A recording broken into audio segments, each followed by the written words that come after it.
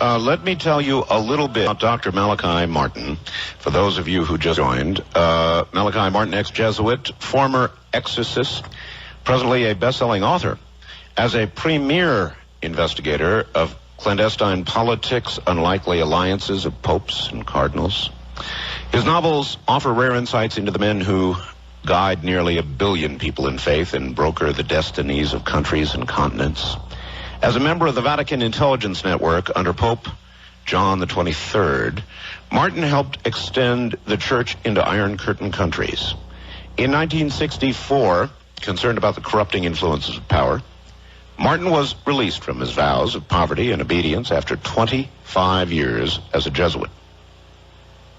He left Rome for New York, where he did odd jobs until a Guggenheim Fellowship enabled him to write his first bestseller, Hostage to the Devil.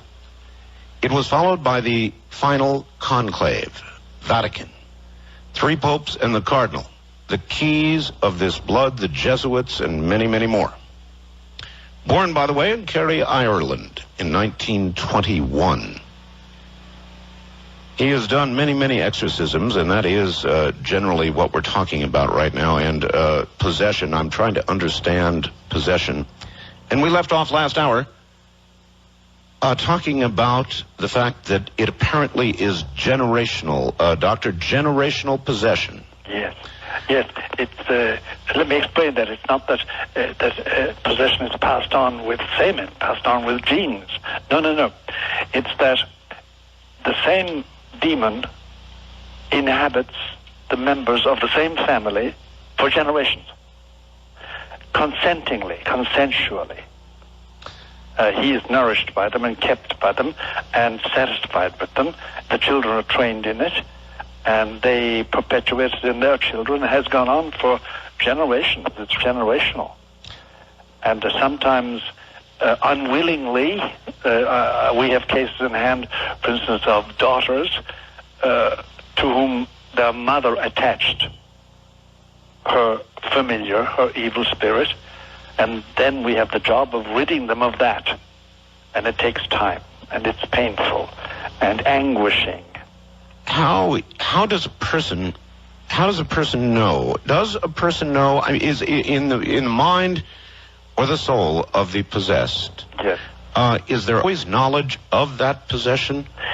There is, but it can be limited knowledge, and can also be inhibited knowledge. Some of them can't even tell you about it. Some of them can.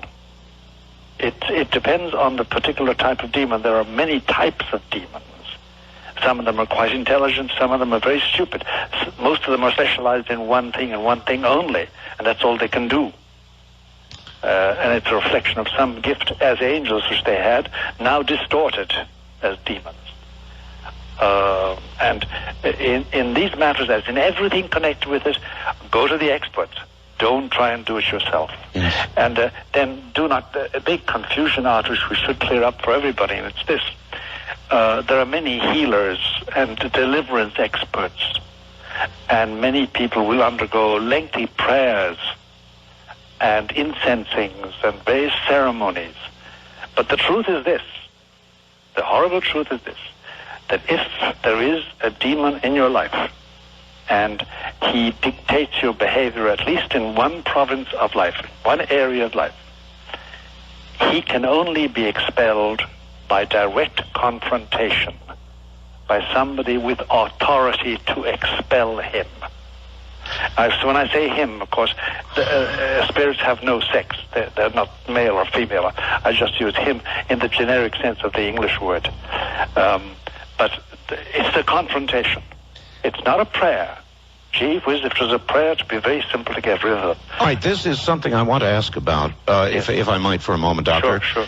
I had a call a couple of weeks ago from a woman who said that she had been in bed, believe this, with her children one night, and she was attacked, Doctor, attacked by some sort of demon or spirit that was actually waiting upon her, actually trying to sodomize and rape her. And she was unable to speak, unable to move, unable to utter anything. And in the middle of this attack, the phone rang, the answering machine came on, somebody's voice began speaking, and whatever it was left. Now, she said that the only way this thing would leave, and she had been attacked many times, was if she audibilized some sort of something. And she said, I sat there and I prayed and I asked God to cast off whatever this was. Yes. And it would not go. And my question was, and I pondered after the call, it was a very serious, very scary call. Yes. And I pondered afterwards, if God hears our prayers, those cast silently forward, yes, then why would God not hear a silent plea, a scream, as it were? Why must something like this be audibilized? There are mysteries about this entire situation to which we have no answer. But there are laws. He has set up laws governing the existence of man and woman, and one of them is that audibilizing something does make a difference. And it can be as simple as this, that the attention that a demon requires of the possessed person, or the person they're going to violate, can be, that possession can be distracted. Their will can be diverted, their mind can be diverted from being, as it were, hypnotized, being held by some audible voice message from another normal human being. And God knows what grace of God that voice brings with them. But that it does happen, that audibilization does have an influence, there's no doubt about it. There's no doubt about it. And there's no specific answer as to no specific answer. And Art, there's the biggest problem is, who is possessible? People are always asking me, am I liable to be possessed? And we have tried to create a profile of the possessible person, but we have found that neither sex, nor education, nor color, nor race, nor education, nor riches, nor poverty, nothing makes a difference. It's apparently, to our mind, it's random. A random choice. I know very naughty people, yes, who are not a bit possessed, they're just very naughty men and women. And then I know people who are not naughty at all, but lapse in one thing, and they do undergo possession. Knowing the nature of humans, yes, if somebody has made, in effect, a pact with the devil, yes, is it not more likely that those cases of possession would more frequently than not be the rich, the powerful, those who have attained great material success or wealth? You would think so, Art, but you would, yes. De facto, no. No. Poor people, people with very little social resonance, people occupying very obscure positions in the social ladder. Everybody is susceptible to some ambition, something they want, either for revenge or for self-satisfaction or for self-advancement, yes, and everybody is liable.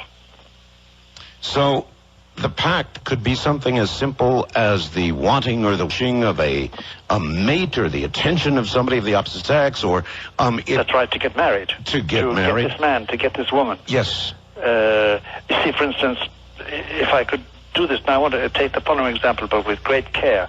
Do you remember Susan Smith? Yes. Drowned her 2 children? Of course. Now, for an exorcist, the pattern is very clear. The children were in her way. Yes. Of her ambition, whatever that ambition was. It concerned a young man. Yes, it did. And an exorcist could say about that, it was obvious that they were used as obstacles, they were used by Satan to possess her will and make her commit the grievous sin of matricide.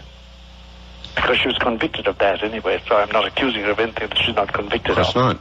But that would be read by an exorcist as a typical example of possession of the will of somebody to commit a very evil act just for the sake of doing evil, because that's the whole point of the demon, to do evil for the sake of evil. Should somebody like you have consulted with Susan Smith? Well, if I was asked to, generally we people, we're very chary about intervening at all, and there's enough work on our plate to keep us going. But yes. Can somebody, doctor, of any faith be possessed? Yes, of any faith. Doesn't matter. Of no faith at all. Would a Catholic priest perform an exorcism on a non-Catholic? Yes, he would, and we do. We do. Now, it's much more difficult because you can't call on their faith. Except faith, they generally emerge from an exorcism, a successful exorcism, with a tremendous faith in God. Not necessarily Catholic faith, but faith in God.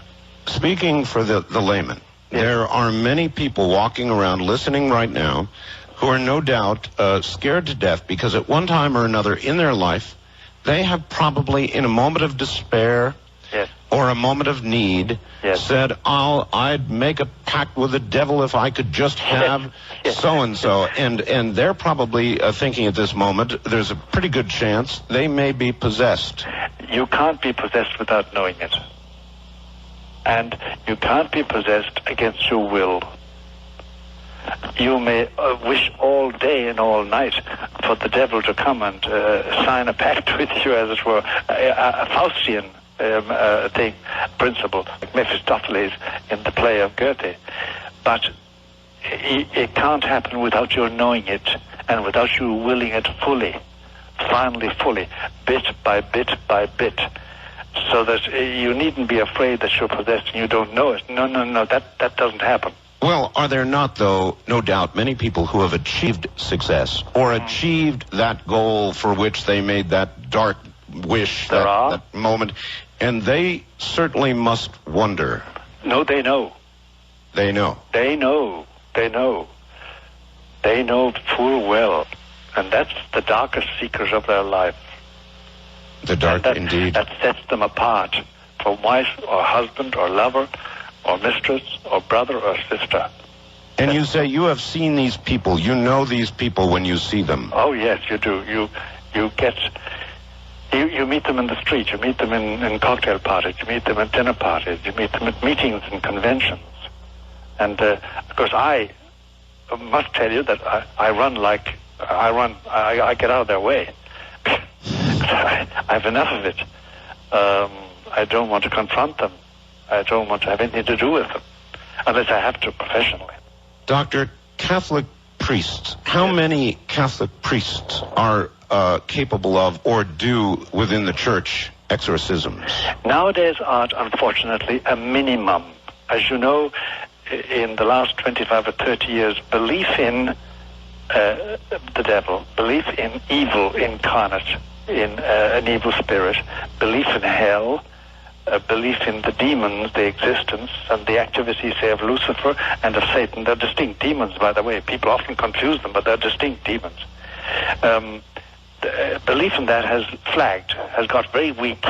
And the result is that when we started doing a lot of exorcisms here in the northeast corner of America in the 1970s, we finally had to go to Rome and ask permission because the local bishops, some of them didn't believe.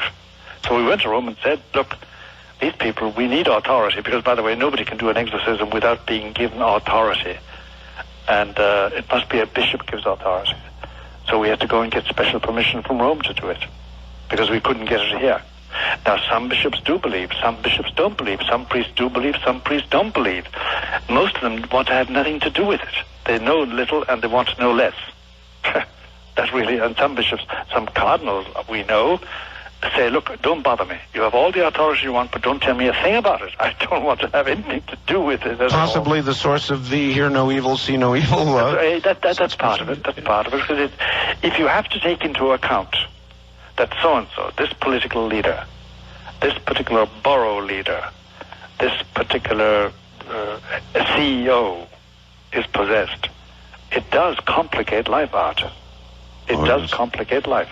If a big surgeon, a big psychiatrist is by way of demonically possessed, it makes a huge difference. Can a person of faith be possessed? Can any person of faith be possessed? Can a person of great faith be possessed? No. Without their renouncing. The time comes when you're asked to make a change. You can't be possessed against your will, and if your will is strong in your faith, You can't be possessed. You can be obsessed. You can be bothered. You can be harassed. Yes. And harassed terribly. And the major portion of cases that occupy my daily dealing with this are cases of obsession and harassment, and they're terribly distressing. What about the demographics of possession?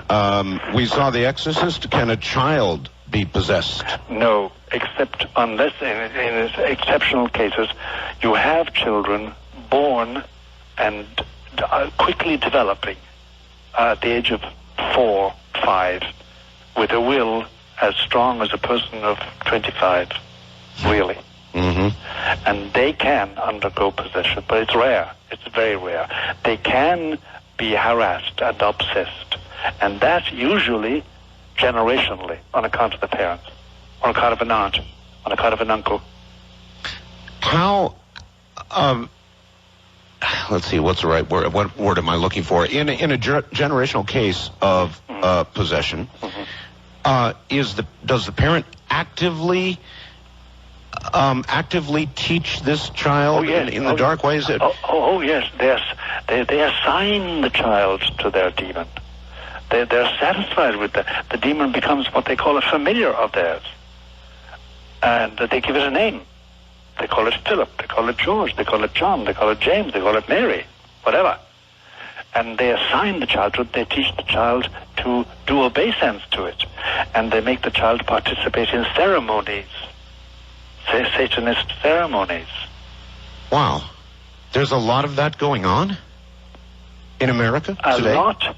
It's very hard to say a lot, but it goes on continually and sustainedly in certain areas, yes. And whether it's Boston or whether it's Montana or California or New Mexico, the place doesn't matter. The place doesn't matter. I must confess to you that there is a lot of very impressive generational cases are found or have been found, not all, but a lot of such cases have been found amongst old American families. The old traditional... Yeah. The old originally came over on the Mayflower kind of American families? That sort of business, yes. That sort of business, yes. It's a murky story and has never been written up properly, mainly because, well, it concerns family genealogies, and it's hard to write that up and get it published, and then what's the point? But you come across generational possession and harassment, but possession too, in such families, such old families. Whether they're Dutch Reformed or whether they're Puritan or whatever. I suppose getting it in print, one reason might be the truth, Doctor. All right, I meant to ask you about an actual exorcism. When we come back, go ahead and relax. We will do that then. Back now to Dr. Malachi Martin. And Doctor, you're in, I haven't even told everybody, you're in Manhattan, aren't you? That's right. I live in Manhattan, Upper Manhattan. Doctor, as a young priest, how did you first... what was your first exorcism, and what was your reaction to it? Well, my first exorcism was in Cairo, Egypt, and I was a young priest, and I was an archaeologist. I was lying on my belly or my back in caves on the Sinai Peninsula, copying inscriptions dating from about the time of Abraham, about 1600 or 1700 BC. That's about, 3,000 years ago, more than 3,000 years ago. Long time ago, yes. And an exorcism was going on, and I didn't know it when I came back down by plane and checked into Cairo, because I came down every couple of weeks to get a bath and to eat properly. Yes. Because we lived on goat's cheese and black coffee when we were up digging. One of the priests was telling me that he was engaged in an exorcism and his assistant has collapsed, which is not uncommon with young assistants, because in your first exorcism, if you've never done it before, the impact is so great, sometimes you become totally incontinent. It scares you. To the point where you can't move and can't speak and can't help. And everything, all the portals are loosened. You have diarrhea, you vomit. Because it's so repellent. It's so shocking. So it's not for the weak of heart. No, it's not. And I'll describe in a moment exactly what is the repellent part about it. All right. But so I was asked to assist, so I did. And apparently I had a very strong constitution, still have. And I hadn't got that effect. It had a disgusting effect. It always has. That was the first time. It was a very sticky exorcism. In general, if you want to understand what an exorcism is like, and what's really the essence, the difficulty, the horror, you must imagine, say, a common scene. It's a room. It's always within a room, within a house. It's in a room. There's none of walls, no nails, no pictures, nothing that can move.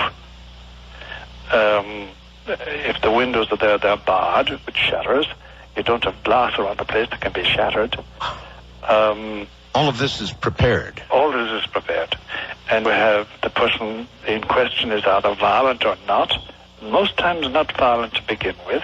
Mm-hmm. And there's either a bed, an iron bed, or a chair, or whatever. There's you have no table, but you have an exorcist with an assistant, and he has assistants there. The assistant is a priest, and then he has several other people, usually men, dressed in clothes that can take a lot of hardware, and they carry everything in their hands. They have to have a candle, and they have to have holy water, and they have to have the priest's prayer book, etc. Mm-hmm. Now, here's the point. I said before that people undergo a psychiatric examination, undergo a medical examination, and finally people say, okay, let's try exorcism. Mm-hmm. And I said that within the first 20 minutes, you know if it's a real case of possession, and then you're into it, and you can't withdraw. You can't simply say, okay, boys, let's break up and see each other next Monday. You can't do that. Once you started, you've got to finish it. Or else what? Why? Or else you are pursued by that demon. You are pursued. The yes. exorcist. That's right. And everybody in that room has troubles. And the troubles can be extraordinary. I mean, I've seen assistants trying to hold somebody down and dropping the person and looking at each other because the possessed person starts telling one man what the other man did to his wife. Oh boy. Oh yes, yes, we've been through that too. And sometimes it's a lie, sometimes it's true, sometimes it's an exaggeration. Anyway, but after the first 20 minutes, what happens? In that 20 minutes, the following happens. Now, the temperature of the room may change. There may be a horrible smell. There may not be a horrible smell. All those are incidental things. The olfactory experience or the heat and the cold experience. But here's the real point. At a certain moment, if it's really an exorcism, and if we are in the presence of a possessing spirit or a threatening spirit, demon, everybody in the room, the priest and his assistant and the assistants, they know, and I can only call on some experiences of people listening to me, and you yourself, Art, you know there's something in the room that wants you dead, but dead. I mean, I've only been twice in my life threatened with real death, but really threatened. Once was in Czechoslovakia, and once was in America. And it's a horrible feeling knowing that unless something happens, you are going to die now. Yes. And that's it's like an invisible animal with claws, and it wants you dead. It really wants your life's blood. It wants you extinguished. Has it happened, Doctor? Has an assistant or an exorcist or anybody present at an exorcism ever been killed? Well, no, but they have died of heart attack. They've died of some form of internal health attack. None of them have been killed, exactly, except in one case. I wasn't present at it. There was a case in America where the person was flung out a window and defenestrated and killed 8 stories down. Well, out a window or a heart attack, it's dead. Oh, it's dead. But the point is that the experience is everybody in the room suddenly knows. You don't even look at each other, you know. Especially if you've done exorcism before with the same team. You know, this is it. We're now in that presence. And the point is this. Here's the point I want to drive home.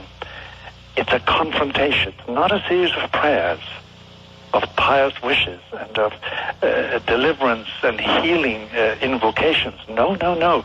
This is a confrontation between the exorcist's will and the possessing demon or the harassing demon. And thereby, then, there comes the conversation.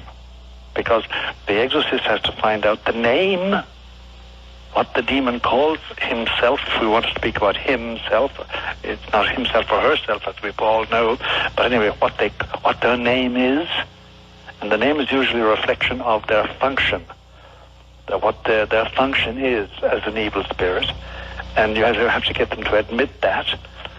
There are certain rules. You never answer a question put to you by the possessed person. You always fling a question back at them.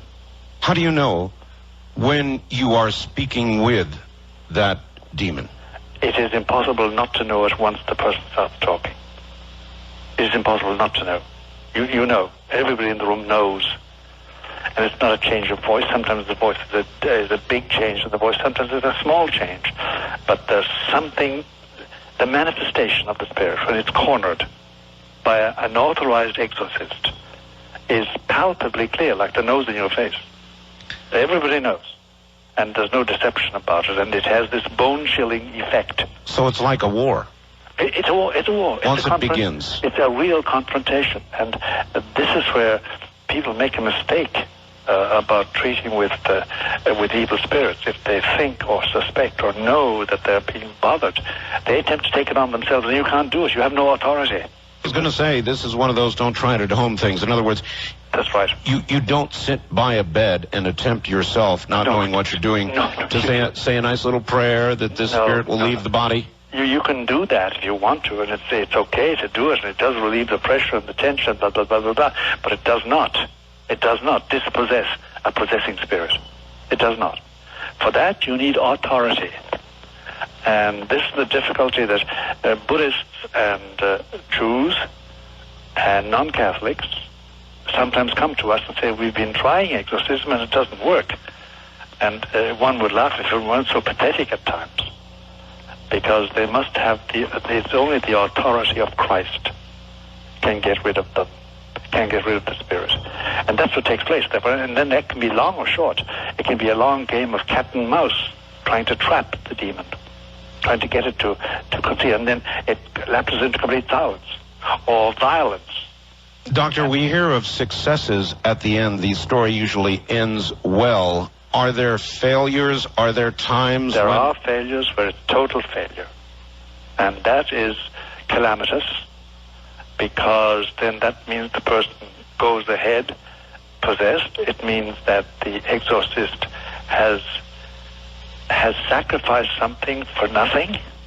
Because let me explain something to you, Art, which is very hard to explain, but there are parallels, analogies in life that helps. When you do exorcism, you give something which you can't get back. It's like, for instance, any parent who has reared children will tell you, oh, I gave them so much love. Yes. And they're not talking about money or food, but they're thinking about what they gave of themselves. You give of yourself in love and affection and devotion and planning, etc., etc. And you can't get it back. And no parent wants it back, really.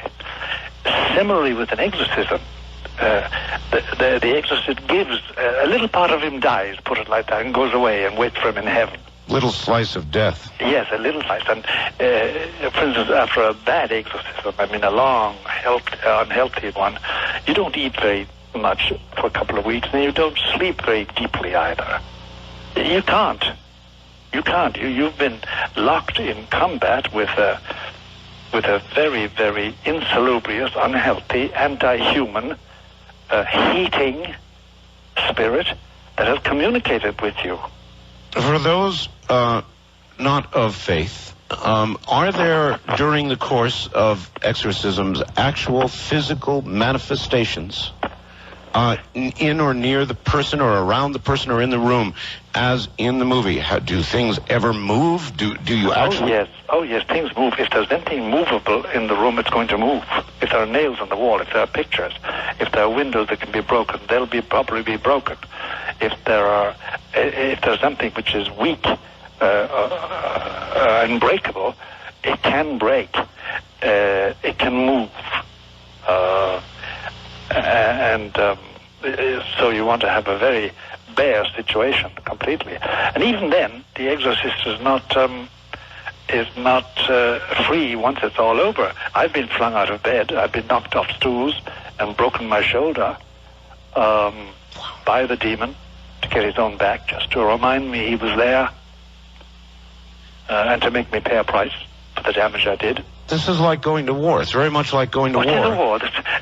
What most people don't realize is that there's a spiritual war on, and as St. Paul says, it's a war with the spirits. It's a war with the forces of evil, the invisible forces that want men's souls. Are there times as a priest where even the very best of men, doctors, sometimes fear war reasonably? Does a priest sometimes fear entering this war when you know you're about to meet up once again with the worst? Yes, there's always that fear. And a very old exorcist gave me advice years ago in Ireland. I mentioned this to him, and he said, okay, but listen, learn to measure your love of God by the amount of fear in your heart. Which is a very profound statement. It is, yes. Because it depends on how much you love God. And if you really love Him as Father, as Savior, and as final end of everything, and as the beautifier, and as the creator of nature, the creator of all beauty in our lives, it can expel fear. But if you nourish fear, fear can grow and not quantitatively, but it can equal or surpass the amount of love you have in your heart. And then you're in danger, because that fear is going to make you despair. That fear is going to make you timorous. That fear is going to make you vulnerable. Love is the only thing that can cure it. Love is the only protection we have. You mentioned there were priests who do not believe that people are possessed. That's right. That's right. Do they carry that belief because of fear, do you think, for the most part, or? No, the cases I have known are priests whose faith has been diminished. See, faith is not a quantum, like a bank balance or something in your pocket or clothes you wear. It's a dimension of soul. And that dimension can be greater or lesser. And it can be diminished by infidelities, by sin, by fecklessness, by carelessness. It can be increased by virtue. It can be increased by good actions. It can be increased by the grace of God. But it's usually because of the lack of faith. When they think that there's no such thing as evil, really, that it's okay, do what you like, just don't frighten the horses. But there are laws, though. God has laws, and He doesn't allow them to violate it. You can violate them, but you're going to pay the price. And one of the prices is that you slowly but surely edge towards that region of human existence where the demons are dominant. And they will satisfy you, they'll give you a good life, but you end up their prisoner. Their prisoner. Is there ever a case where the person who is possessed dies in the course of the exorcism? Yes, it has happened. And it's caused untold trouble because there's usually a lawsuit. But that's why we are very careful as regards the medical condition of the persons that we exorcise. What has been, you say there's a lawsuit. Well, I mean, for instance, the husband or the wife or the boy or the friend or the son or the daughter sue the priest. Sue the priest? Yeah. For having put their relative through an experience that caused them to have a heart attack, caused them to have a coronary, whatever. It has happened. What would happen, Doctor, to the soul of the person who would die under such circumstances? Under those circumstances, we must say we don't know. There's always the chance. You know the old story between the bridge and the water? This man was pursued by his enemies and living in sin, and he tried to jump over a bridge and swim into the water, but they shot him. Yes. But before his body hit the water, he had repented. There's always this. You never know. You just never know. I just wouldn't like to be in that position myself. Has that happened to you? Yes, it has happened to me. It has happened to me, and it's very distressing. And then I've been asked to go to see people who are possessed by their husband or their wife or their brother or their sister, and come away empty-handed. They simply told me to go to hell. Literally. Literally? Literally. Well, that would be one pretty good sign, wouldn't it? I mean, it's just not something you do is tell a priest to go to hell. It's very discouraging. Very discouraging, and they do it with great hate. Great hate. Well, as I say, wouldn't that be a very clear sign? It is. It is, Art. It is. So if you are told to go to hell, to get out of here, I don't want anything to do with you, which I can imagine more than not you might be told, then what do you do? Well, yeah, you go away and you pray. But you see, for instance, if I go into the greengrocer and I find the milk he's supplying me is rotten, and say, listen, this milk is smells highly, he can say, listen, buddy, get the hell out of here. That's one way of that merely means stop bothering me. But if somebody tells you in the way that it does happen now and again to an exorcist, please go to hell, because that's where I'm going. I want to be with the prince. And now I'm quoting a certain case to you. Then it chills your bones, because you know you're up against somebody perfectly possessed who just is waiting to die and go home to his master. Have you ever wondered, Doctor, about your own heart, about your own constitution going into one of these? Yes, I have. Yes, I have. And my heart specialist has always warned me that there's a danger there. And I know there is. But you see, when you're over 70, you know, the amount of good you can do in this world is limited, because you're no longer 20, 25, 30. And therefore, whatever good you can do, you do if you're wise. Because one day soon, I'm going to take the high jump. As we all shall. As we all shall. So, even today, if you encountered it, you would still do it? Oh, yes, I would. Oh, yes, I would. Because the commiseration, the human compassion, and the pity that the Holy Spirit puts in your heart impels you, because they are miserable. And they make appeals to you, unless they're completely possessed. Doctor, hold tight, relax, Sure. and I can use a moment of relaxation as well, and we'll be right back. Well, all right, there are stations that are just joining us now. You have missed 2 very important hours, and it's going to be impossible to catch you up, but we'll try. Malachi Martin, my guest, is an ex-Jesuit, former exorcist for many, many years, and one-time advisor to 3 popes. He is now a best-selling author as a premier investigator of the clandestine politics and unlikely alliances of popes and cardinals. Dr. Martin offers rare insights in his books into the men who guide nearly 1 billion people in faith and broker the destinies of countries and continents. As a member of the Vatican Intelligence Network under Pope John the 23rd, Martin helped extend the church into Iron Curtain countries. In 1964, concerned about the corrupting influences of power, Martin was released from his vows of poverty and obedience after 25 years as a Jesuit. He left Rome for New York, where he did odd jobs until a Guggenheim Fellowship enabled him to write his first bestseller, Hostage to the Devil, followed by the final conclave, Vatican, 3 popes and the cardinal, the keys of this blood, the Jesuits, and others.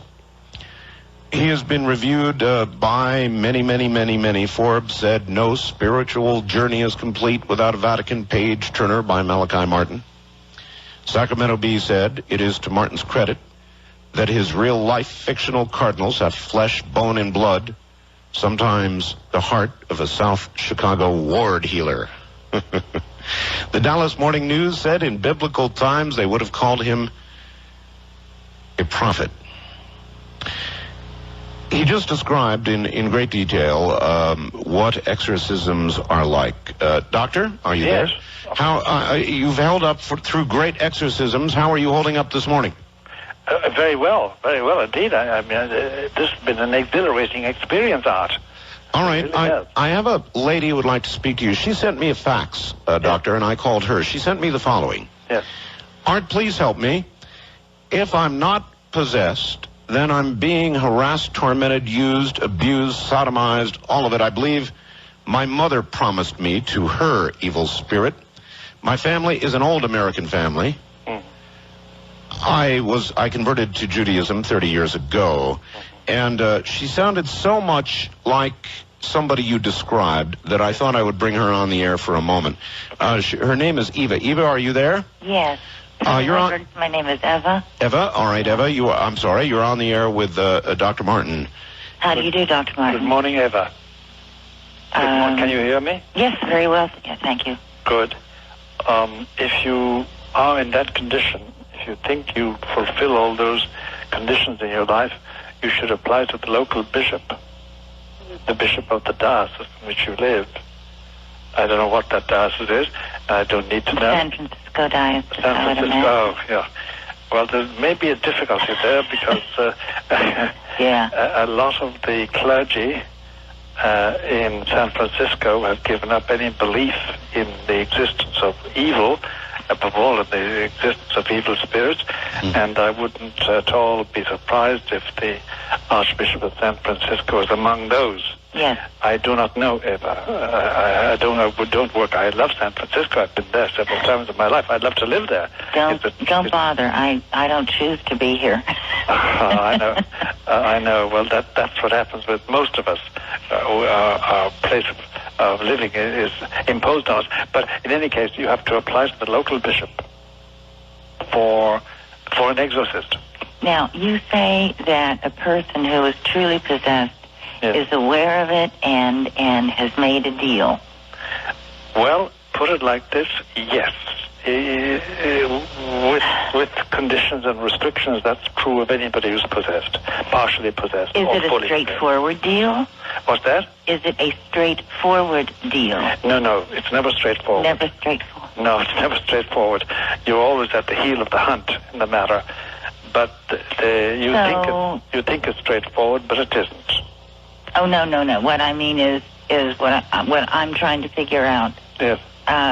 In a way, speaking with you is a dream come true. Uh-huh. And it's also a bit, Thank you very much for saying that. A bit of a nightmare. I know, Eva. Well, apart from anything else, I promise you that when I say Mass this morning, which I shall after this broadcast, I'll give you a first intention in that Mass.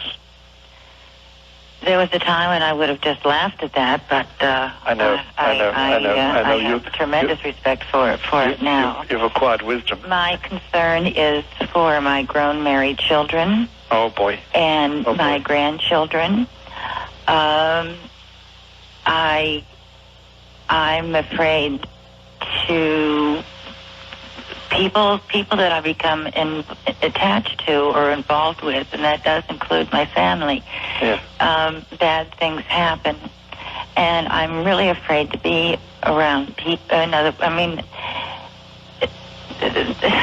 I'm thinking of a few deaths in particular, and I know.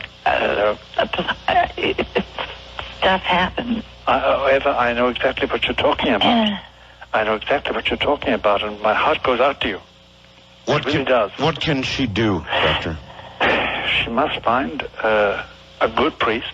Doctor, I would like to ask you a question. Sure. One other time, I was listening to a talk radio program, and a woman was on who all you had to do was call up and say your name and your age or something, and she would sense these stuff about you. And I called.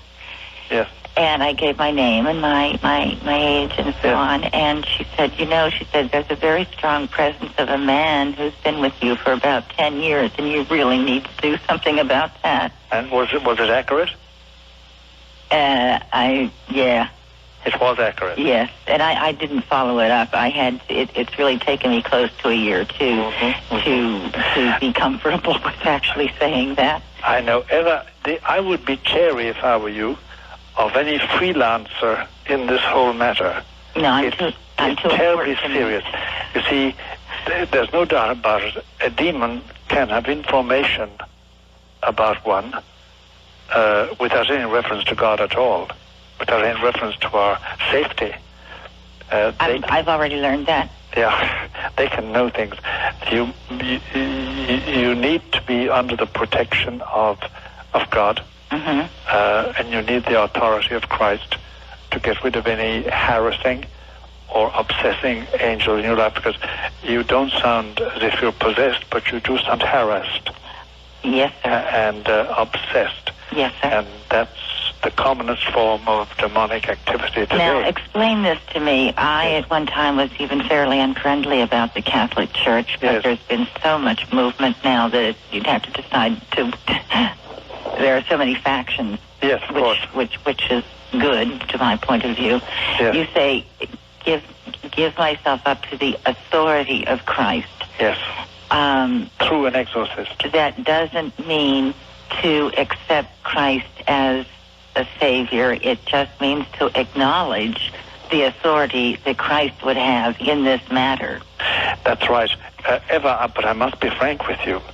Once you admit Christ as having authority in this matter, and once you benefit by that authority, you'll find that he lives in your heart.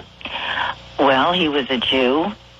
Eva, we are out of time and we must go, but I think the upshot here is seek the advice of the Church of an Exorcist. What I'm saying is that I don't eschew Yeshu. I just don't want to leave it on that note. I am not, this much I accept about Christ the man and what a wonderful, I know that, important man he was. So. Well, yes, you want to put it like that. But let's leave it at that, Eva. But I'll be praying for you. Right. That's a promise. All right. Doctor, I just got the following, and maybe you can tell me the kind of person that this came from. Dear Art, your present conversation with the priest is not without dangerous complications and consequences. I don't have to tell you just how many minds are listening to you on the radio. Minds that can be in turmoil, minds unknowledgeable of the subject and the danger. I beg you to end this conversation without delay. This is somebody who is afraid of what they're hearing. Yes, I can imagine that it would, to certain minds, represent a danger. But it can suggest things to people, and I'm sorry if it does. There's no suggestiveness in what you're saying or what I'm saying, but the outlining of a reality in our lives, the presence of evil, is surely something that we must admit and acknowledge and not be blind. So I appreciate their fears, but I think they're ill-founded. Doctor, during the course of an exorcism, what things or messages do you typically hear from a demon? In that process, in that war, in that confrontation, what do you hear? You hear, if you lay yourself open to it, you hear reproaches about your life, your past life and your present life, if there's anything to be reproached. He'll throw it at you like mud. Then you also hear, if you allow it to continue, an exorcist must control everything. You hear a lot about what it could be like if we weren't bothered about details like religion. You hear a lot of deceptive suggestions and of peacefulness, and let everybody think and do what they want to do, the message. Then in the extreme cases, you get total blasphemy. They go after you. They try to challenge your faith. Of course, and it's very subtle. And you mustn't be shook by that. You mustn't be shaken by that. You must be able to deal with it and never answer a question, never take up something shoved at you. Always be in control. Yeah, a priest. Always give command. A priest is also a man with faults, with guilt, with Sure. all the things, perhaps fewer than the rest of us, but things that can be thrown into his face to make him weak. That's right, they can. And they can shame him, and they can weaken him. And for that reason, he needs to be virtuous. He needs not to have sin on his soul. He needs to have cleansed his soul in confession. He needs to be clean. If he's not clean, the demon will know it. Is it possible, as in that movie, The Exorcist, that the demon can move from the possessed to the exorcist? Yes. Yes. That's the danger. You can't have any truck with this unless you're in control. Do you remember doing exorcisms in which you weakened? Yes, I do. When I was momentarily shaken, yes, by the shocking things said to me about God, about the angels, about heaven, about human beings, about human love above all, and the contempt, and the despisement, and the ridicule that human love is accorded by the demon when he really talks is something frightening. It's something frightening. And you realize then that all human love is useless unless it mirrors the love of God. So human love by itself is insufficient. It's insufficient. It can be ridiculed and mocked and imitated and reproduced falsely. When it is an echo of divine love, then it's divine. Speaking of false things, Doctor, is it possible or probable that a person taking drugs is more susceptible to the possibility of possession? Yes. In fact, there's a twist to that I'd like to give to it. You can, through exorcism, be rid of a drug habit.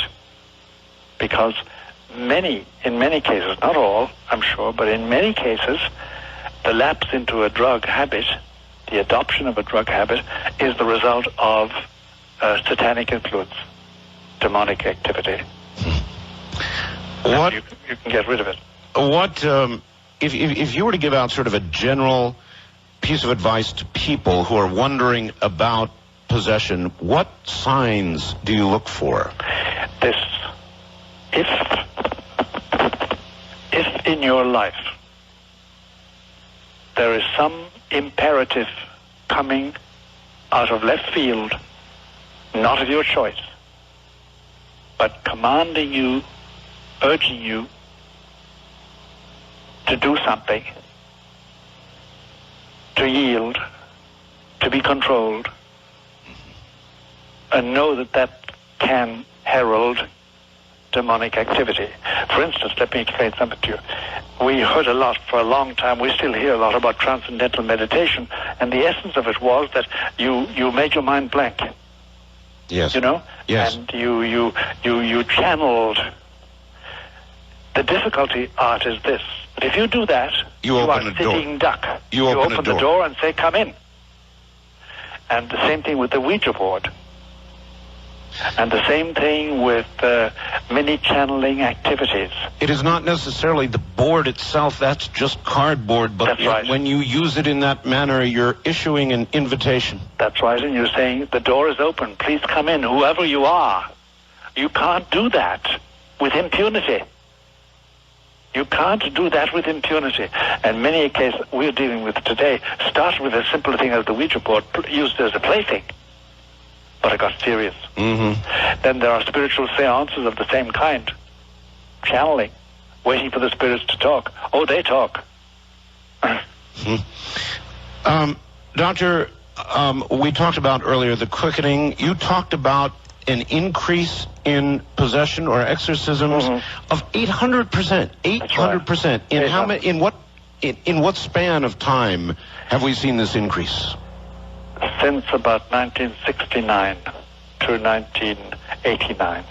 In that time, it's a funny thing. A lot of things have happened in that time in the world and in the Church of Rome, my church, about which I've just written that book, Windswept House. And a lot of it is negative. There's a lot of negativity. And there's been a lot of bloodshed in that time, by the way. And there's been a lot of environmental damage. And surely Lucifer, who wants the death of the human race, will use any means, especially radiation, to destroy human hopes and human life. When we come back after the bottom of this hour, I would like to ask you whether we are approaching the final days. I want to ask you about the rapture. Okay. Thank you. So stay right there, Doctor. Dr. Malachi Martin is my guest. And we will take calls as we're able to here, so bear with us, but we'll get more and more toward the telephone. A fascinating night, without question. Dr. Malachi Martin is my guest from Manhattan, where it's getting pretty late in the morning. I'm Art Bell, and you're listening to the CBC Radio Network. Back now to Dr. Malachi Martin in Manhattan. Doctor, in your second set of tapes concerning the storm and inside the Vatican, yes, you had pointed out that we are going to be chastised. This is from a gentleman in Beaumont, Texas. That we're going to be chastised. You said it can't be mitigated. There will be catastrophes, calamities, natural disasters. Great sections of humanity will be leveled. This is part of the third secret of Fatima in 1917, July 13th. But you implied this would be more in the distant future than in the deserted vineyard. You said very clearly this will occur, you believe, in the next 3 or 4 years. Yes. Yes. The time seems to be foreshortened as regards to what they call the chastisements, these punishments that are going to come upon us, and these are starting in a remote fashion. But I expect them. One can always be wrong. In spite of my reputation, I'm not a prophet, Art, but I expect them between now and 2000. But not definitive, not the end of the world, not the coming of Antichrist, not the final judgment, not the rapture. A great change. Like a great change, however. A very great change. And, the old song, "Keep Your Eyes on the Skies." I would keep my eyes on the skies from the beginning of this winter until the end of spring 97.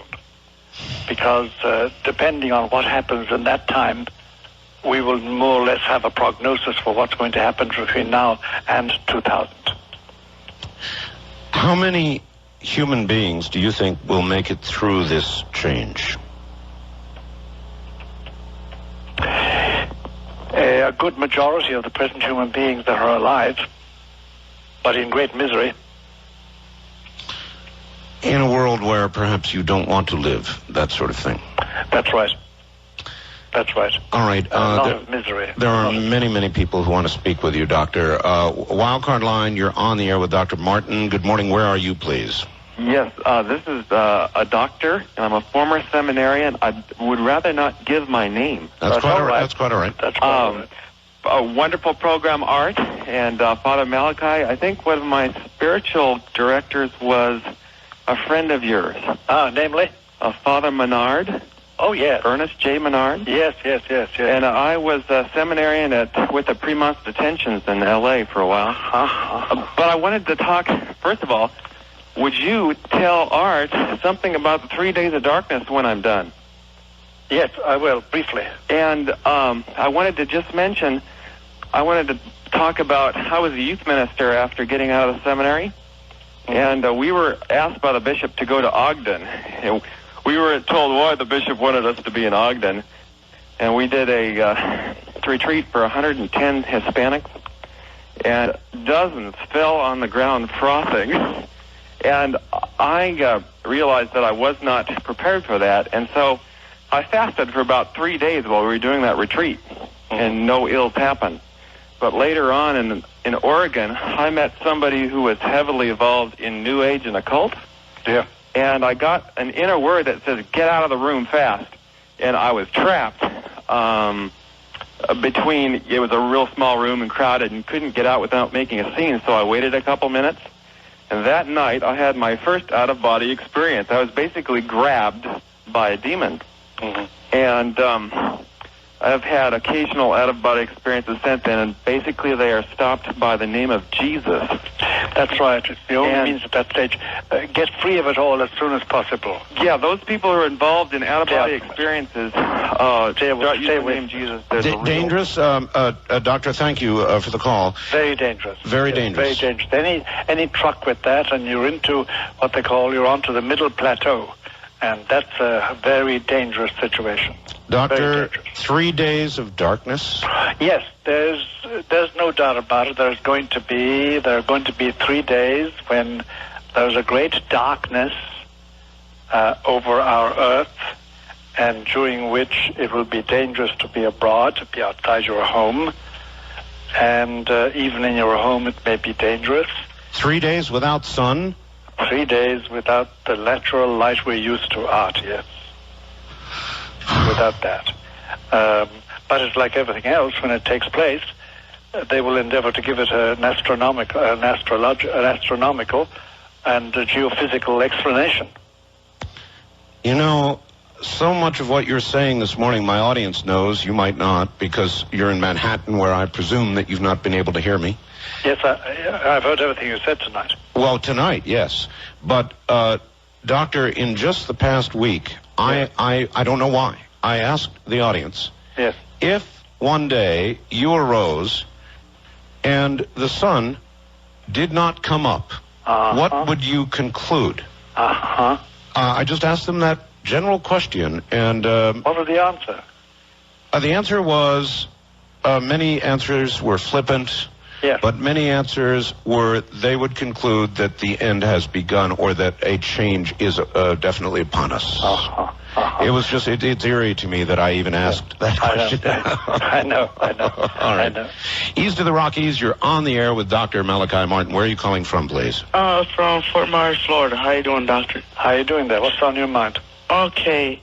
It's something that's been worrying me, how a lot of leaders, religious leaders like the Pope and Mother Teresa, and even, political, like Boris Yeltsin is, very ill.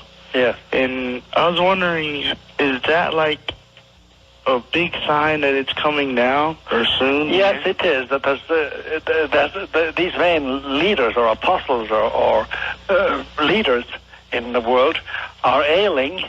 It means, for me, it's an indication of the end, the end of an era, the beginning of a new era. Well, he's right about that. Mother Teresa, of course, is ailing. The Pope. Yeah, the Pope is ailing very much, very much. In fact, within 12 months we may have a new Pope, for all we know. And Boris Yeltsin is ailing, but he's not the only one. There's something happening, and in human history, if you look at it really cohesively, you'll find that no era ends with a plonk like that, and the next one starts. They always dovetail. And our past era is now dovetailing with a new era, which is a bit frightening, quite frankly. Many things are beginning to happen. Volcanoes erupting, the ozone thinning. That's right. Animals beginning to mutate. It seems like all of this is increasing in its occurrence, increasing rapidly. It is, and Jesus said about his own generation, he said, this generation, he said, can tell me in the evening what tomorrow is going to be like. It reads the signs of the weather, but it cannot read the signs of the times. And we are like that. We don't read the signs of the times very well. All right. West of the Rockies, you're on the air with Dr. Malachi Martin. Hi. Hi. Thank you for having me on your show, Art. Yes, sir. Where are you? I am in the Bay Area, all right. California. Yes, sir. I have two questions for, is it Father Martin? Yes.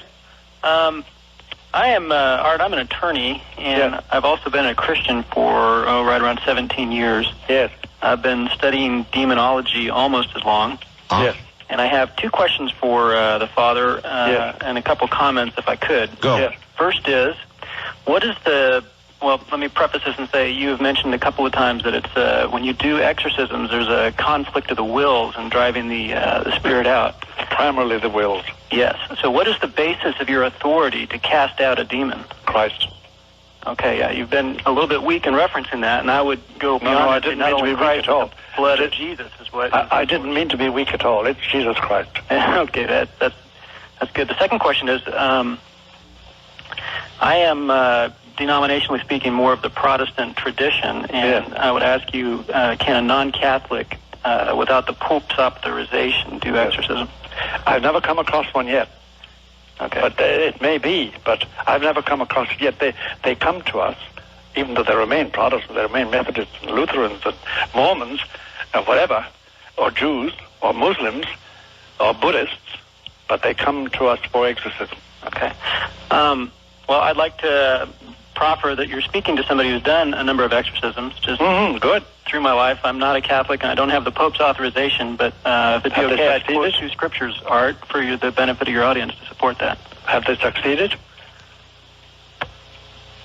that okay if I do that, Art? The question was, have they succeeded?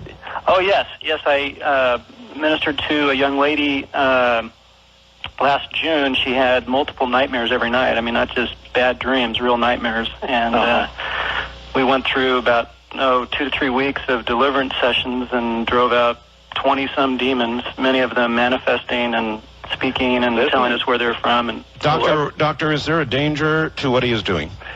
Listen, in my book there is, but if he's protected, he's protected. And you may have some protection, sir, of which I do not know. It must ultimately come from Christ Jesus in my book. That's what I affirm.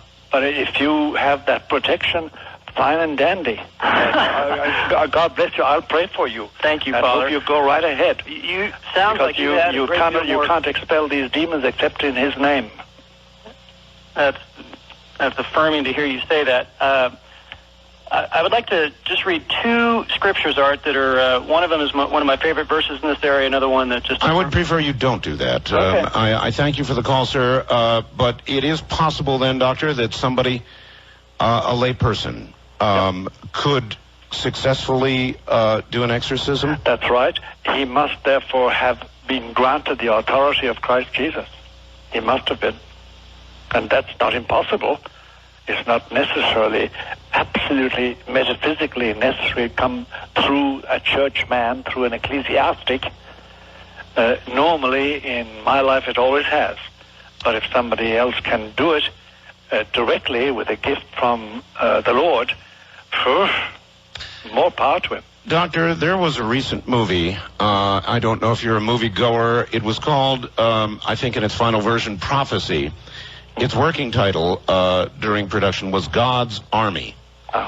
It was with Christopher Walken. Are you aware at all of that movie? I know. I heard about, read about it. I didn't see it. I don't go to movies very much. It basically imagined a second great war between heaven and hell. Is such a thing possible, some second great war between heaven and hell? Or is it simply, yes? Yes, there is going to be one final clash. One final clash. And we're on our way to it, but we're not there yet. We're on our way to it. How close to it do you think we are? Of course, Art, you and I know, as sensible men, it's very hazardous to guess at timings. Yes. The one thing that's difficult are dates and times and hours and places. But, given what is happening to the nations, given the existence now of the New World Order as a fact of life, and not a theory, and not a plan for the future, and given the rising sea of very disturbing things happening, men and women, negative things, we are approaching a point when something has to give. And it would seem to be on a global level, and would seem to finally involve spirit, morals, ethics, finally the final battle. So what time? Well, I think that we're going to enter in these remaining years of this century, we're entering a period of severe chastisements, severe hardships throughout the cosmos, throughout our earth. And I think that into the new century, the 21st century, we're heading for a lot of confrontations and ending up in a short time with that final battle. Doctor, with changes, earth changes, with things that will occur, it seems so unfair because when these changes begin, clearly those in third world nations, underdeveloped nations, will suffer and die at a disproportionate rate. I do not know that, Art, for sure.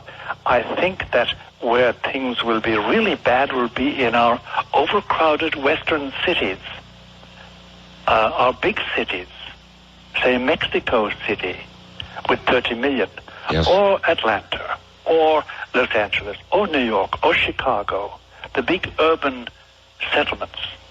I think there's where the real suffering will take place. Now, I think that the people living in Patagonia, the people living in Tasmania, the natives, as we call them, we're natives too, but we always refer to the others as the natives. You know? Yes. With our post-colonial mind, we still say that, Art. You know, and I remember always making my British friends uncomfortable by referring to them as native British, but there was no such thing as native British. You know. Only the natives were only in Africa, for the British at that time, anyway. But the suffering may be more intense in what we call civilization.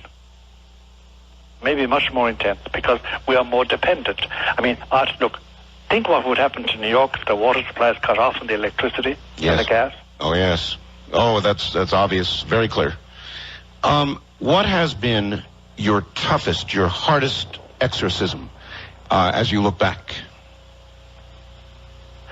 It was in the Bronx, New York, in 1983. And it was a young priest. A young priest? Yeah. Who was possessed. And it was long drawn out. It was bloody and disgusting and took a heavy toll on everybody involved. Can you tell us the manner of the possession? How would a priest be possessed? Was he himself doing an exorcism? No. He yielded piece by piece by piece. Oh. Because it's never sudden. It's never sudden. It's just a little bit here and a little bit there. And he yielded to temptation. It wasn't sexual temptation either. It was pride and arrogance. And then this mystery of choice comes in, the selectivity. As I said before earlier in the broadcast, Art, there's no profile. We try to create a profile. There's none. Some men who are very naughty are not possessed. Some men who are possessed are not very naughty in their lives. They're not crooks. They're not evil in that sense, but they are possessed. So, but why he yielded, God only knows. It's free will, of course. But it was a very distressing thing and involved a lot of people, involved his whole family, involved his whole parish, involved the local bishop. Wow. And it was very distressing. And he emerged from it, but he succumbed after a short time. He died. He died. He was cured. He was saved, but he died. And he came out of it utterly white. And he was a young man with a big shock of red hair. And a young man, he was a young priest. But the rot had started very early on in his family. He had never told anybody anything about it. And it was the most distressing thing I've been through. It really was the most distressing one. How did you come out of it? I came out of it with a little bit of me dead. Quite frankly, something I can't get back until eternity when God rewards me, I hope. But something in me died. It takes a little piece of your of what, Doctor? Your faith of. No, it takes a little bit of. You know, Art. Look, we're both adults. You know what vitality is. Yes. And what verve and, as the French call it, sens d'attaque. Yes. The power of tackling something. Of course. When that's diminished and diminished and diminished, then. That's what I speak about, little bits of you departing. Little bits of you die. It's a sacrifice you make. You can give, the analogy I use was children to whom you give love. You can't get it back. Oh, your life essence or energy? Yeah, you can't give it to somebody else. you give something which is of your very soul, and we willingly do it as parents or as parish priests or as counselors. But I know sufficient number of psychiatrists and psychologists, and I know they expend themselves for the sake of their patients, and they can't get back what they give. They get money, sure, yes, but that's no substitute at all. So then when it happens to a priest or somebody of great faith or service to God, it is harder, it is deeper, It is. And that's if you were to get close to the present Pope, that's what strikes you about him at certain moments. The complete draining of his spirit. I remember I had to convey a message to him once. He came home from a 10-day tour of the Far East. And Doctor, we're at the top of the hour. Are you constitutionally capable of another hour? Yes. You are? Of course I am, yes. All right, wonderful. Stay right there, and we'll be right back to you. All right, the following comes to me, as you might imagine, unsigned for a good reason. Doctor, I'm going to read you something. I'd like you to react to it, if you would. Certainly.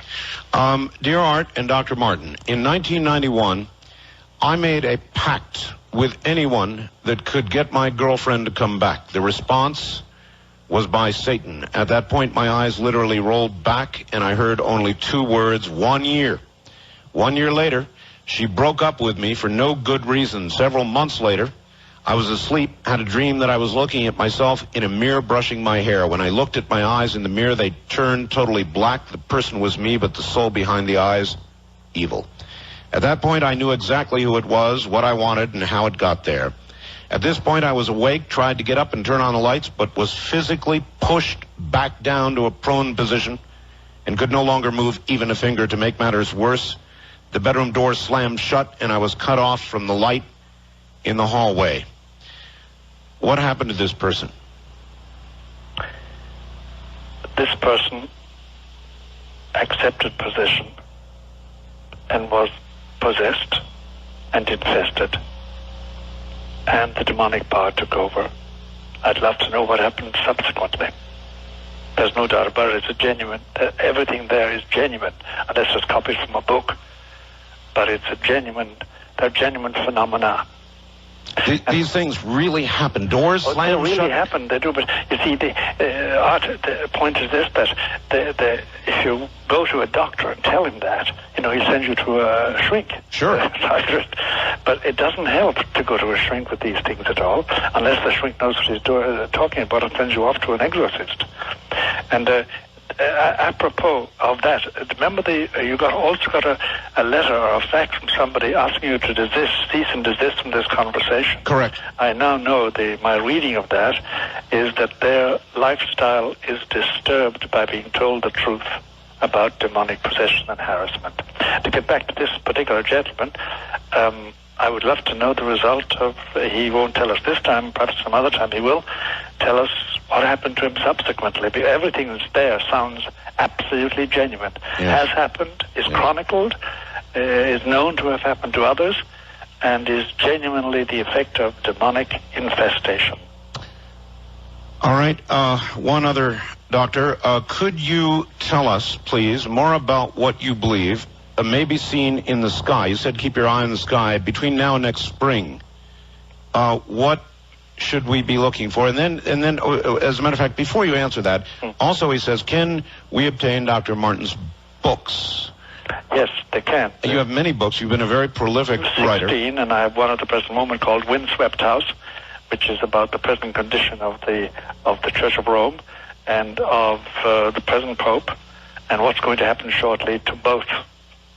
Because people may not realize it, because of the flourishing condition of the Church, apparently, we are in deep crisis in the Roman Catholic Church. And I'm a priest.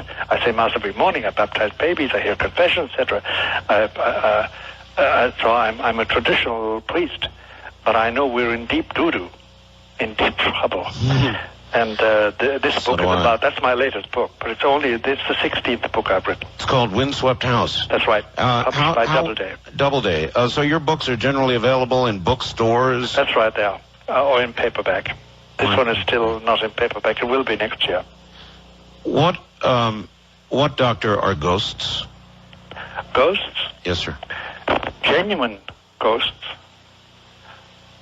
are visitations by people already dead who are allowed by God to visit the living for some reason or other, usually known to the person visited, but not admitted by them until they wake up. There are some cases where what we call ghosts is demonic infestation of a house or a city or a street. It does happen. Have you had occasion where you have exorcised a spirit or a ghost or Yes. whatever it is Yes. from a house, from a in structure? a house, yes. In a house, yes. Yes. Going from room to room and expelling the demon. It must be done. I'll be doing that in December in Washington, D.C. You are in your 70s. That's right. Again, I ask you, concern about yourself. Does there not come a time when physically you should refrain from doing this? Yes, and I have refrained to a large extent.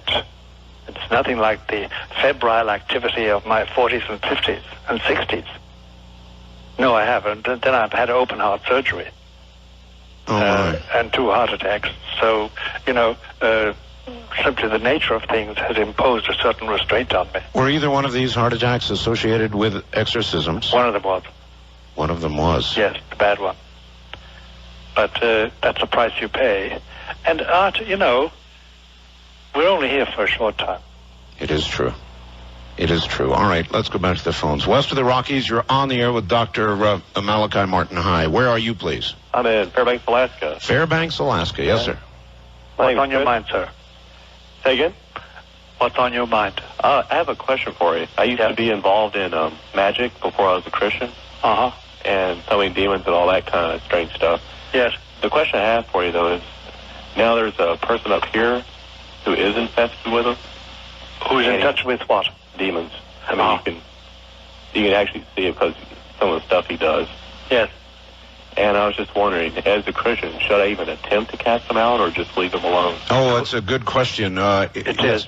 Unless you have special authority, don't touch it with a bud. Don't touch it. Keep away from it. Protect yourself. Don't attempt to deal with it. Is that clear enough for you, caller? Yeah, that's fine. It's Thank you. stronger than you. It's more intelligent than you. Okay. All right. Have a good morning and stay safe. East of Bye. the Rockies, you're on the air with Dr. Malachi Martin. Hi. Hi, good morning to both of you. Art, like I said, I'm sorry I hadn't been listening this morning, but I am taping it for later listening. Where are you, sir? Yeah, I'm sorry. Where are you? I'm in Fayetteville, North Carolina. Excuse me, my name is Bill. Hi, Bill. Art, I got a question for you and also one for Dr. Martin. Yes, Bill. If I remember correctly, if you want to jog my memory here, you said that you had a story about a Ouija board which you would not dare tell. That's right. Okay, that's all I wanted to know about that. But That's all I'm willing to say. yeah. Hey, Dr. Martin, Yeah. it's a pleasure and honor to speak with you, sir. Thank you very much. Yes, thank you. I was listening to Art's show earlier, and I believe Sunday night you had a Dreamland thing where you had a seance. Is that correct, Art? I have a recording. I didn't have a seance. I wouldn't. Yeah, I wouldn't of do course. that. Yeah. But I had somebody on who had conducted a seance, and in the course of that, there was the sound of babies crying. Yeah. And I played that on the air. Yes, indeed. Yeah, I recall, I believe a woman called in and said she heard a female voice in the background as well. Yes. But nonetheless, Dr. Martin, my question for you is just very simply, what is the role of a seance in the act of demonic possession? And The role of the seance is chiefly this. It lays you open to invasion. Because the essence of a seance is the sitting or standing or lying down, it depends on what physical posture they take, and trying to communicate and to commune with the spirits. And that means opening the channels of your mind and will. And if you do that, you're sitting duck. A sitting duck. All right. First time caller line. You're on the air with Dr. Malachi Martin. Hello. Hi, this is Rita. Yes, Rita. I have a question. My sister-in-law that lives with us is mentally retarded. Yes. And I feel that sometimes what I see coming out of her is like a demonic thing. What happens is, if you ask her who her friend is, and you ask her in a certain way, she'll say, well, my friend is Satan of the Black Mountain. And if my daughter knows how to get her going and just get crazy. And I just wonder sometimes if... Has she always been like this? Well, not from the start of my marriage to my husband. See, he told me, he said she's evil. And she has evil ways about her. Has she always been retarded? As far as, yes. As far as, he knows she was born that way. And she's got like the mentality of a 5-year-old. That's what the doctors have said. Now, I've seen her as normal as you and I. I mean, I don't know how you are, but I mean... Yeah, you can presume we're normal. But I mean, my daughter pretends to vomit, and she'll just go off. And I'll tell her, I'll say, will you stop? Just sit there and stay calm. Ignore her, and she can't do it. Doctor, it brings up an awfully good question. A retarded child, is that an easier target for possession? No, it's not. It's not. There has to be collaboration of the will for possession. Doctor, I wonder how many people in mental institutions all across this country, instead of being mentally ill, may be possessed. I've only gone through, with a psychiatrist, I've only gone through 2 mental institutions, let's call them that. Yes, sir. And over 50% are obviously possessed in those 2 places. So then even in the case of a child like this lady's child, you would recommend, based on what you heard, that perhaps she sees somebody like yourself? Yes, somebody, authorities do something about it. But it's very hard to judge a case like this at this distance. But from what she says, it looks like that. All right, ma'am. It looks like she could be possessed. It could be that she could be infested, yeah. Yeah, because, I've talked to a priest. See, I'm Catholic. Yep. And I've talked to a priest, and they think I'm crazy. What I see is I can't get her to open up or to be this way in front of anybody. But it's like the sheep that is the wolf that's under the sheepskin. Yeah, I know. You're being very much more accurate than you know in describing it. You must find a good priest. And I've talked to priests that say that they wouldn't touch it with a 10-foot pole. Of course not. They're afraid of their pants. And they is that most priests, doctor, or a majority of them? Unfortunately, today, a majority. Because, you see, now when they're training in seminaries, they're not given any formation whatever. They're given no formation, no theological formation, and no instruction. And then a lot of the professors in seminaries, a lot of the trainers, a lot of the bishops don't believe in the devil. How? And that's great PR for him, because it means, as you know, during the war, the successful spy was the one nobody knew was a spy.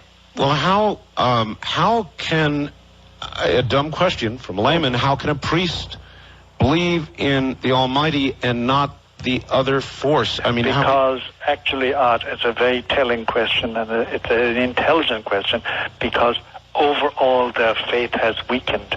I said before to you, it's a dimension. It's not a quantum. It's a dimension. And overall it has, and if you, I have done this, I've probed people who don't believe in this, and I find that their belief in the resurrection of Christ Jesus, their belief in heaven, their belief in hell is all shaken to bits, sometimes non-existent. Can I ask you about a very sensitive question again regarding the fallibility of priests? In America, in the church, there have been too many stories, Doctor, of priests after their vows of celibacy who have then... Pedophilia. Yes. There have. There's no doubt about it. There is a plague of pedophilia. Now, by the way, look out. There are 55,000 priests in the dioceses of America.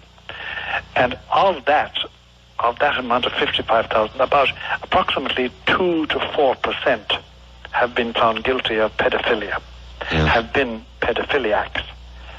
It's still too much. And there's no doubt about it. There's been a plague, and it's been worsened because of the policy of bishops to cover things up. Whereas, if you find a pedophiliac, priest or layman, you go to the nearest precinct and report it. in my book. Yes. But they didn't do that. They covered it up. And they transferred the man to another parish with more little boys and little girls to be violated.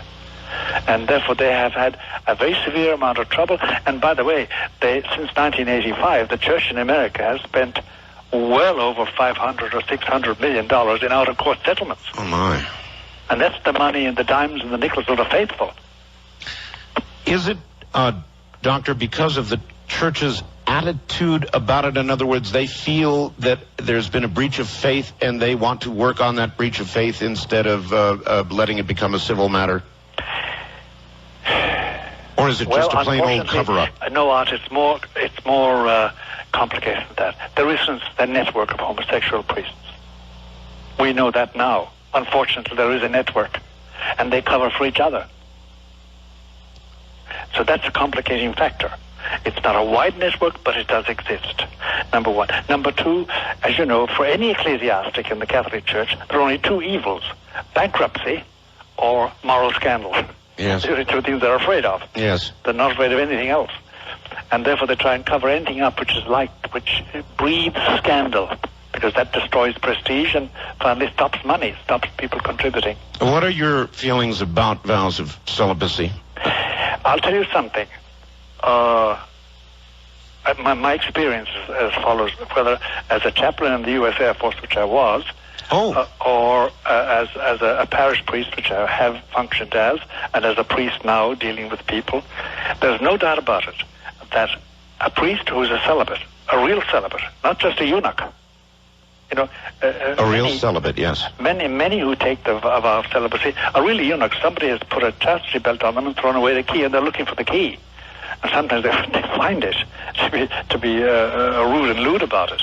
But genuine celibacy makes you so specialized that people can confide in you. Yes. And they know you belong to them and them alone. And they know you're not going home at night to your wife. And there's nothing wrong with that. But you're not sharing anything with anybody. Your heart belongs to Christ as a celibate, if you're truly a celibate. But celibacy is it's a gift, by the way. And it's a rare thing, the practice of celibacy. There are a lot of celibates who take that vow. But the practice of celibacy does make a man very special, because he's uniquely devoted. And by the way, I don't know if you found this out, but the biggest psychiatrists I know, the biggest surgeons, they're practically celibate. Yes. They really are. But there's a price, and that... there's a huge price. There's no doubt about it. And if that's where good celibacy comes in. If you are really a celibate, you don't dry up like a fig and become hard and emotionless and insensitive to human feeling. Do you understand me? Yes. It's such a difficult thing to attain. But if you do attain it, boy, people find it so useful, so practical, so helpful. And some of those who don't end up perhaps as pedophiles or other... That's right. And as abrasive characters, because they're frustrated beyond belief. All right. You answered that in a very straightforward way. Doctor, stand by. We'll be back to you shortly. Dr. Malachi Martin is in Manhattan. Wherever you are, don't move. We'll be right back. All right. I'm sort of sorting through the faxes and questions that I'm getting. Dr. Martin, yes. Another one I want you to listen to here. Sure. Dr. Martin, I went to Brophy College Prep in Phoenix, the premier Jesuit high school in Arizona. Yes. Since I've left there, I've been tormented by a will that is other than my own. I've been forced to commit acts that I would never have dreamed possible myself. I have no control over them. I want to do otherwise, but I can't stop. I feel I've been violated spiritually. I've had my mind and will taken over by other spirits. I know I have felt a force in me driving me to do other than I want to do. I am not a Jesuit. I am more or less of the new spirituality that's out there. I feel I have been tormented by demons and have been possessed. I need to know how I can stop it. I want to have faith, but I'm scared. I believe each individual holds God within himself, but I'm so afraid of losing control to these others again that I can't hold any faith at all. What can I do? Go to the local priest and bishop and get an exorcist. An exorcist? Get an exorcist, yes. How hard are they to find today? Not so difficult. In certain places they don't exist, but in other places they do. And the first place to go to is the diocesan chancery or the local parish priest. All right, good advice. Mr. Bell, this is Catherine from the Gulf Coast area of Texas. Would you please ask Father Martin this question? Father John O'Connor, not Cardinal John O'Connor, said because the energy loss from a true exorcist is so great that a Catholic exorcist lives only about 15 years after he is deeply involved in this. He further says the hatred from the demon is so horrendous that it literally drains him. Yes? Yes. But there are exceptions to the 15-year rule. You must be one of them. Yes, I am. How do you feel? Why do you feel that you have been so blessed? I don't know, Art. I just don't know. I take it as it comes. I didn't expect to live this long. I really didn't. Surprised, huh? Surprised is right.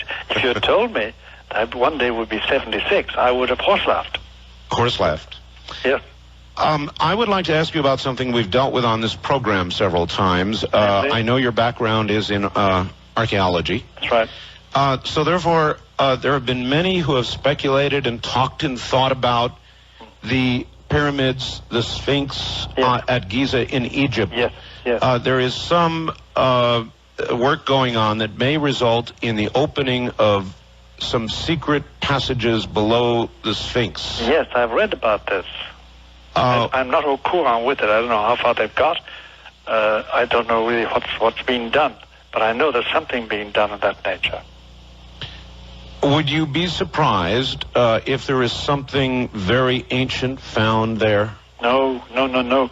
See, the soil of Egypt and of Palestine in general preserves things because it's dry. And I'm convinced that one of these days we're going to find the most extraordinary things, like, for instance, a copy of the Bible coming from pre-exilic times, that is before the Babylonian captivity. That's about 580 BC, which would be tremendous to find. And if we did, what would you imagine might be within that would cast doubt on much of what we believe? It wouldn't. It would confirm. It would confirm. It would confirm, because I'm certain that we have a proper tradition, but it would be lovely to have a manuscript from that time, from the time of Isaiah. Do you believe that the Ark of the Covenant will be found? Personally, I do, but I have no objective scientific grounds for saying so. I think it will be found. Well, as you know, this new tunnel, archaeological tunnel that has just been reopened again. Yes, caused all the trouble. Yes, many believe that the Ark of the Covenant is close. It may well be. As I say, I have a feeling that we will find the Ark of the Covenant, that God will allow us to find it.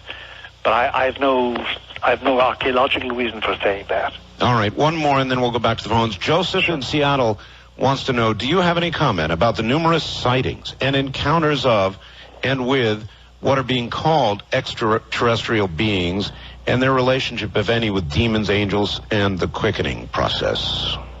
The only comment I would make is that some of the so-called or so-defined sightings of extraterrestrials sounds like demonic activity, but I have never examined the thing closely and scientifically and professionally, so I don't know. But some of it sounds very like demonic activity and nothing to do with extraterrestrial beings, if such things exist. Do you rule out the possibility of extraterrestrial beings? No, I do not. We just don't know. Would the existence of them in any way shake your faith? No, it would not. Not the slightest way. It would expand my consciousness. For instance, when Columbus discovered America, in that sense discovered America, it was a mind opener for the Europeans. Certainly was. It was a mind opener. I mean, it revolutionized the whole of Europe and the whole of the world. And they found it impossible to believe it at the beginning, because they believed there were two-headed men and giants and misshapen creatures outside Europe. They didn't know anything better. Then they suddenly found out that there were generations of people living outside of Europe that had lived and died for hundreds and hundreds of years. So revolutionized, and they didn't lose their faith. They on the contrary, they expanded it. I have an inkling, I don't know, But from the data so far assembled, I've a feeling that there's no extraterrestrial life within our galaxy.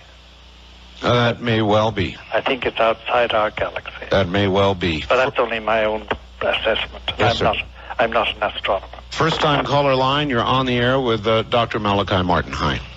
Hello, Dr. Martin. Yes. Yes, about 5 years ago, I had in a weak moment, Yes. I had a suicide attempt. Yes. It seemed like there were forces in the house that saved me. Okay. Where are you, sir? I'm in Vancouver, Canada. Okay. All right. Yes. Okay. Now, about 6 months before that, we were doing a bunch of, not Ouija, but the same sort of thing in the house. Yes. And it seemed as though there were forces. Yes. And it seemed as though I was saved. But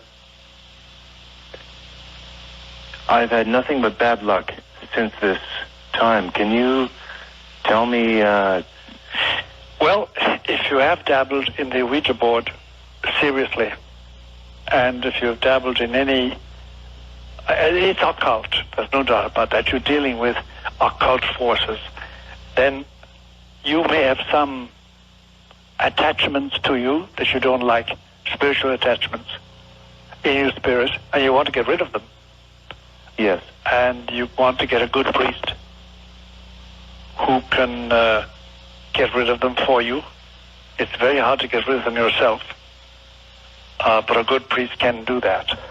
I'm not a Catholic or... That doesn't matter. It doesn't matter? It doesn't matter. You're a human being. All right. You were redeemed by Christ, whether you like it or not, whether you believe it or not. So seek proper help. That's right. Doctor, the nature of suicide. Yes. What happens to a soul that commits suicide? Well, you know, it's called Satan's eighth sacrament, suicide. There are 7 satanic sacraments, apparently, but so suicide is the 8th one. What happens is briefly this, that by my own hand, I cut myself off from leading a life according to God's will, who is the master of life and of death. And by doing that, I violate a fundamental commandment of his, which is do not kill yourself. It's a fundamental law in my nature. And I thereby enter the gray area where I can never see the light again. I can never be with God. I can never have happiness.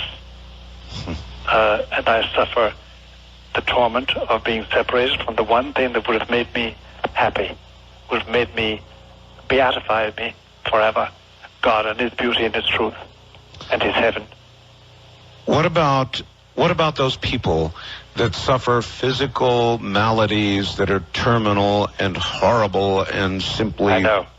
And simply want out. And I've thought about this and talked about it on the radio as a talk host over many years, and my position was always sort of, whose life is it anyway? I'll be in control of my own life. Nobody will tell me what to do. My wife told me, Doctor, don't do it. Even if you're suffering, you are meant to go through this, and if you don't go through it, something terrible is going to happen. So, and those words have rung in my ears for years. I know, and they ring in my ears now that you said them, and I won't forget them. They've been said to me on other occasions by other people for other reasons, for the same reasons.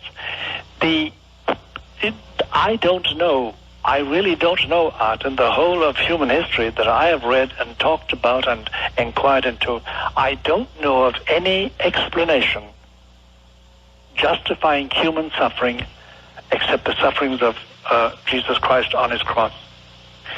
If I can identify with his sufferings, in spite of my cancer, in spite of my arthritis, in spite of my AIDS, if I have these things, if I can identify with his sufferings, I can merit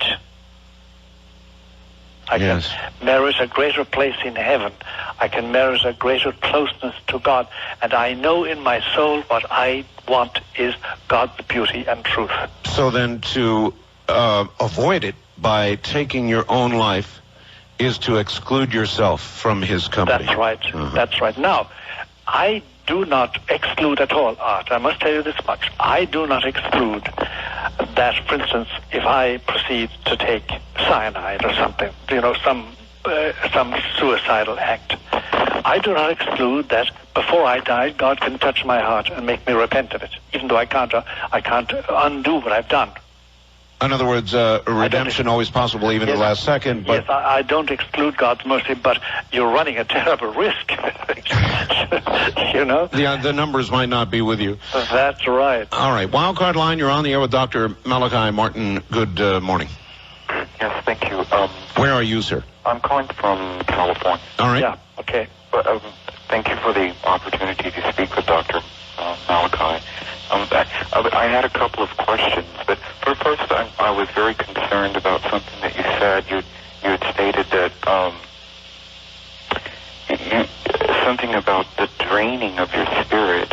Yes, that's right. I didn't really understand. All right. Let's try and explain that again. In the course of an exorcism, your spirit is drained, or a piece of you is lost forever. Is that about right? That's about it. You give out something you can't get back. Otherwise, you're no good. You're not effective. It's like the love you give your child, or your wife, or your husband, or your country, or a cause. If you really give love, you don't get it back. Does that help you, caller? Well, I just wanted to humbly say that there is that one infinite spirit of love that is inexhaustible. That's right. That's right.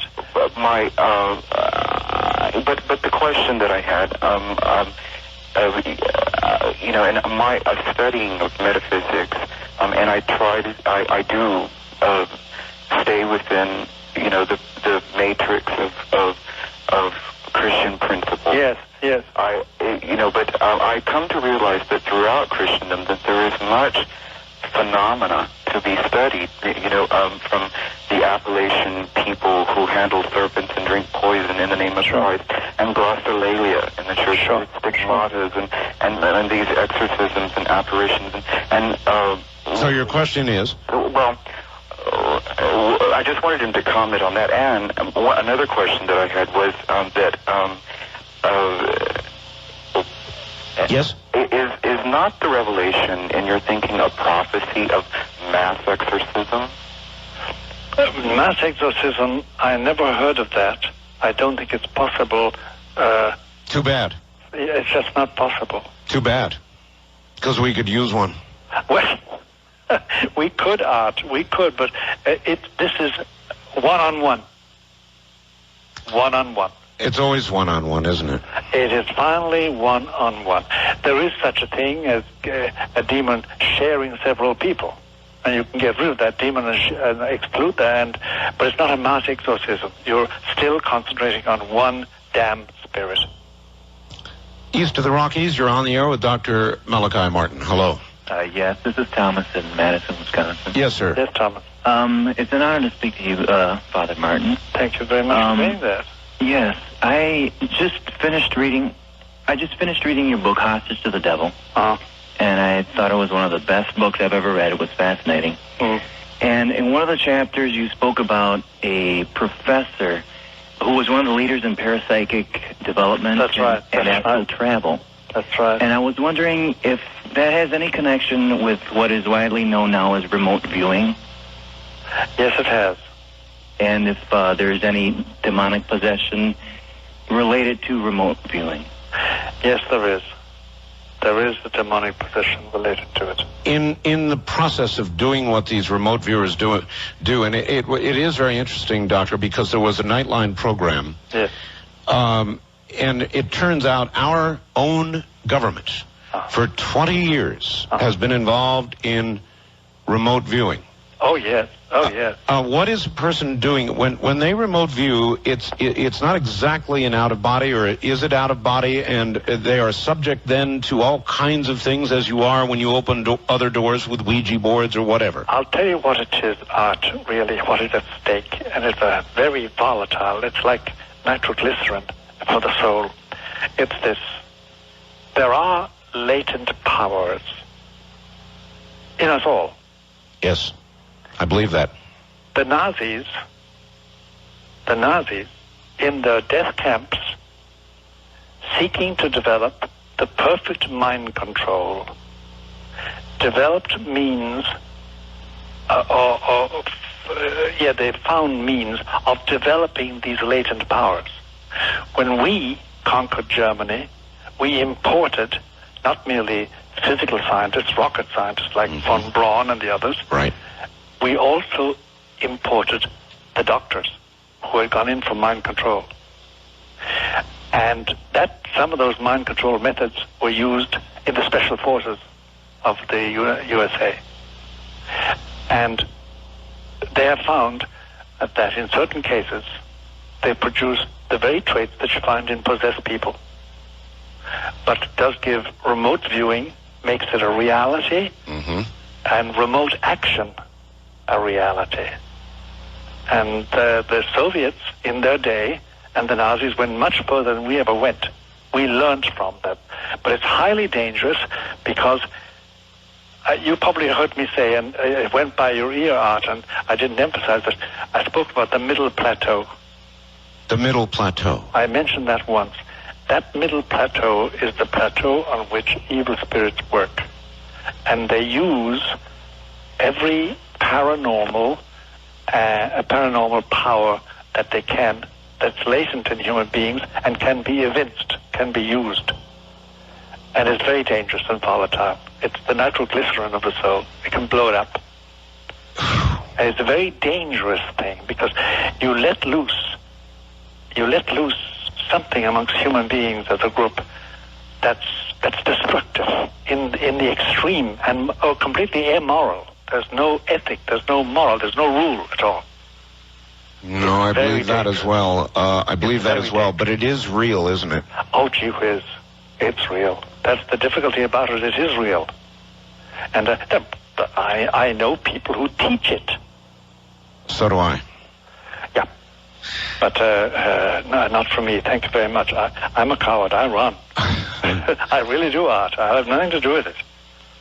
And I want to stay with the devils or with the angels. You know, circling back, again, I can't get it out of my mind. There are these people who have comfortably made a deal and are living with this deal. Oh, yes, and they expect to go home to Satan. Oh, yes. Are there more and more of these people? You see them, you know them? More and more. There are more and more appearing to be there, anyway. And it's very hard to get away from the impression that there are more disciples than there ever were before of Lucifer. Lucifer in particular, not so much Satan, Lucifer. Listen, Doctor, we are at the end of another hour. Okay. Are you willing to stay for the final one? Yes. You are. Wonderful. Why don't we crown it up and finish it up? So we shall. Stay right there, relax. It'll be several minutes. We'll be back to you. Okay. Dr. Malachi Martin is my guest. And I've got a couple of questions, one concerning something called the guff when we come back.